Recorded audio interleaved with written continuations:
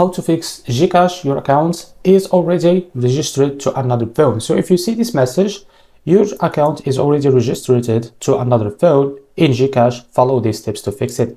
Number 1, restart your phone. Turn off your phone, wait 10 seconds and turn it on again. Number 2, remove all devices from GCash. Open the GCash app, tap on profile bottom right, go to manage devices and remove old or unknown devices. Number 3, log out and log in again. Open GCash and tap profile, tap logout, close the app and open it again. Enter your mobile number or OTP code. Number 4, clear GCash cache. Open settings on your phone, go to apps and then select the GCache, tap on storage and clear the cache after that. Number 5, you install and reinstall GCash. So delete the GCash app from your phone, go to Google Play Store or App Store, download the GCash again and log in.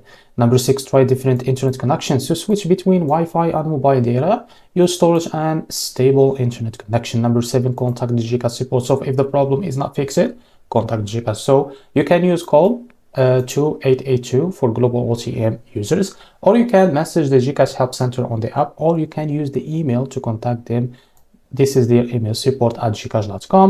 Try these steps and your GCash will be working again. So this is how to fix your account is already registered to another phone. If you found this very helpful, please like and subscribe. See you in the next video.